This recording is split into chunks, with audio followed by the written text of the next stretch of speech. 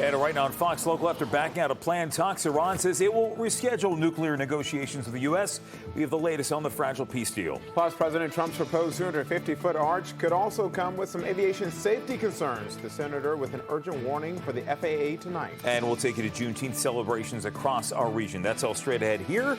But we start this hour with a busy weekend on tap for many across our region. The big question, will the weather hold up for the Father's Day weekend? Mike Thomas is here with that first check of the forecast. Hi, Mike. Yeah, let's get that out of the way right away. Yes, absolutely it will. It's going to be a great weekend for Father's Day and your last Saturday of spring and your first Sunday of summer coming your way here in the D.C. region across the northern hemisphere. 85 degrees. Your high temperature today, right around where we should be. Average high this time of year, 86, so right there at average. 82 for Dulles, BWI Thurgood Marshall, 83 degrees. And the big deal today, humidity. You probably felt it getting better and better as the day went on.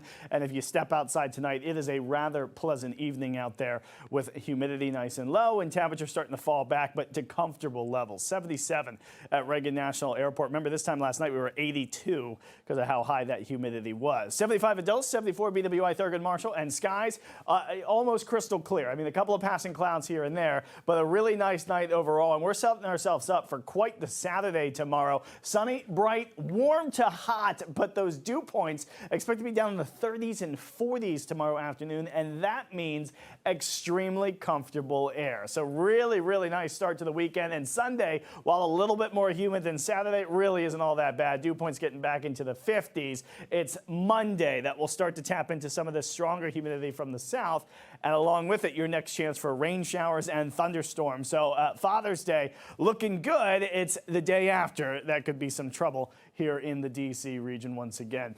Nothing going on satellite and radar. Again, quiet night out there, passing cloud here or there. We'll keep things calm and quiet as we head into the overnight hours here. Temperature slowly falling back through the 60s. Some of our suburbs going to head to the upper 50s overnight. As mentioned before, just a pleasant and very nice temperature evening here. Sunshine tomorrow, plenty of it right from the get-go. Temperatures will rise quickly after a comfortable start. And for Father's Day weekend here, 86 degrees for your day on Saturday. Pleasantly warm to hot out there. Sunday, kind of fitting for the first day of summer that we should be right around 90 degrees, which we did 15 times during the spring. We don't often do it that many times during the springtime years. In fact, that was the fourth most on record here in Washington. Happy Father's Day to all the dads out there. You got a great weekend, so spend some time with Dad and enjoy it. If you're heading to the beach, maybe enjoying it with Dad. Saturday and Sunday look great out at Sandy Point. Temperatures in the middle 80s. Monday does bring thunderstorm chances back. Same kind of deal out at the shore as well. Beautiful Saturday and Sunday. Plenty of sunshine. Monday's still warm, but you are dodging those showers and storms in the afternoon. We'll talk more about that Monday risk because could be some strong storms as well. More on that coming up in just a bit here, guys. Iran says nuclear talks with the U.S. will be rescheduled. This comes after they pulled out of planned talks in Switzerland. Tehran blaming the breakdown in fighting between Israel and Hezbollah. For now, both sides agreed to another pause in Lebanon. Fox's Rebecca Castor has the latest. These Israeli strikes on Hezbollah targets across southern Lebanon almost ended nuclear talks between the U.S. and Iran before they even started. The first round of negotiations in Switzerland was postponed, but with all parties agreeing to a new ceasefire, Tehran says talks will be rescheduled in the coming days. It's 60 days. They have to make a deal. Otherwise, we will do things that won't make them happy. But I don't think it's going to get to that. I think it's going to be very good. President Donald Trump reportedly called Israeli leaders Friday, urging them to back off on the strikes in Lebanon. It comes after this warning from Vice President J.D. Vance to Israeli officials criticizing the peace deal. If I was in the cabinet of the Israeli government, I might not be attacking the only powerful ally that I have anywhere left in the entire world. But many lawmakers on Capitol Hill from both parties aren't impressed with the initial agreement either. On paper, Iran says it won't pursue a nuclear weapon, but there's currently no enforcement provision, something U.S. officials will try to get into the final deal. The MOU has so many holes and gaps. It puts Iran in a much stronger position than before this war. I believe if the Ayatollah acquired a nuclear weapon, The odds are unacceptably high the Ayatollah would use that nuclear weapon, and I don't want to wake up and see hundreds of thousands of Americans murdered in a flash of an eye. If the U.S. and Iran fail to reach a final nuclear deal in 60 days, sanctions relief and reconstruction aid would be off the table, and military action would likely resume. In Washington, Rebecca Castor, Fox News. Hundreds of national intelligence jobs may soon be cut under the new acting director Bill Pulte. Pulte, who has no intelligence experience, is now overseeing 18 U.S. spy agencies as he keeps his post as the Federal Housing Finance Agency. According to Politico, about 300 workers with the National Counterterrorism Center could be fired in the coming weeks. Illinois Senator Tammy Duckworth is urging the FAA to reject any pressure from President Trump as it reviews his proposed 250-foot arch near Arlington National Cemetery. The Democrat and former Army pilot is raising concerns about the project's proximity to Reagan National Airport and whether the review process is being fast-tracked. The FAA claims a preliminary study found no impact on airport operations, but a full review is still ahead. A new bill proposed that would keep former ICE or Border Patrol employees from holding some Montgomery County jobs. The measure would apply to public-facing or resource allocation positions if potential candidates worked for Homeland Security after October 2025. Earlier this month, new county laws took effect banning most law enforcement officers from wearing masks on duty and requiring stricter hiring background checks. A public hearing is scheduled for July 14th.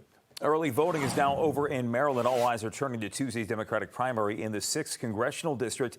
Incumbent Congresswoman April McClain Delaney is facing a challenge from now former Congressman David Trone, who has spent more than $25 million of his own money trying to win back the seat. On the Final Five, I asked the Congresswoman why she believes she deserves a second term.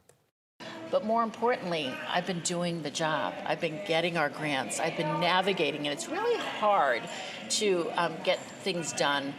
But I've been able to, when we don't have the White House, we don't have the House or the Senate. Unlike former Congressman Trone, he had all of those. My interviews with Delaney, David Trone, and other 6th District candidates are on the Fox 5 local app. You could find that in the Final Five section. And a reminder, early voting is now underway in Virginia. It runs through August 1st. This comes after a push from Virginia Democrats to redraw the Commonwealth's congressional maps. It was rejected by the state Supreme Court. The primary was actually postponed. Primary day is now set for August 4th. Inova says its new Alexandria Hospital at the former Landmark Mall site remains on track to open in late 2028. The project is part of a $2.5 billion investment that also includes a new facility at its Healthplex in Springfield. Once those open, Inova will close its current Seminary Road Hospital and redevelop the site with housing. And in the district, a change at the top of D.C. Public Schools. It was the last day for Chancellor Ferebee, who left to lead a nonprofit. He's the longest-serving chancellor in district history, first appointed in 2018. Presumptive Democratic mayoral nominee Janice Lewis-George said she would ask for him to step down if she was elected. Kim Jackson was named interim chancellor earlier this month. A new museum located beneath the Lincoln Memorial will open to the public next Thursday. Visitors will have a chance to learn more about Abraham Lincoln. It features original documents signed by the president and graffiti left by builders. The museum's opening following a decade of renovation that cost nearly $70 million. It was paid for by the National Park Foundation and private donors. Love Lincoln. I love what he stands for. He brought the country back together. We could have lost the country if it wasn't for him and his ideals. He freed many of our enslaved people, and I mean, we're opening this and it's dedicated to the memorial and then therefore to him. I think it's fantastic. I think it's awesome. The opening comes a little more than a week before America celebrates its 250th anniversary. Juneteenth celebrations happening across our region today. Fox 5's Jennifer Delgado takes us to a packed block party in Southeast D.C. Yeah, that's right. You know what? We're outside Brentford, the city, and behind me we have a block party going on. There's a band over here. Right now they're just warming up and taking a little break. We've got food vendors out here. We have jewelry vendors, and the kids are having a good time. This is something that everybody's enjoying, especially now that the weather being so nice. Now, joining me right now, we have Geronda. And Geronda, you're with Brentford, the city, and you're going to be joining the chairman's board very shortly. But this is a good time for people to celebrate and give back to the community. Yes, it is. The reason for this event is to celebrate Juneteenth, right? For me, the passion comes from the fact that we was already free people. But in 1865, everyone was told, at least the last people was told in Galveston, that they was free. This is marking the fact that everyone else is recognizing that we are free, and that's the reason for the celebration. Absolutely. And what are folks taking part in out down here today? Well, we have live entertainment. We had a caricature that's here in the parking lot for the kids and family to get the caricature drawn. We got the free market. I love this. Vegetables. Yeah, we've got fresh fruit, fresh vegetables out here, so people can come home, and you're also paying and providing the food too. Yes, we are. That's what Bread for the City does. There's support for the community that we provide medical, we provide legal, and we provide food. Now, what does it mean for you to be a vendor out here? Oh my goodness, it means everything for Diverse Designs LLC. This is my first time vending at this event, and I'm sure we'll be back. I bet the kids really like this. What are we looking at? Tell us about your product. The kids really like this. So they're custom-made pens. We need a Fox 5 one. I wish I'd have known. All right, we'll give you some time to work on it. What's your favorite part? Probably everything. Yeah, it's a good time, right? What do you think about the event down here? It's fun. What's your favorite part?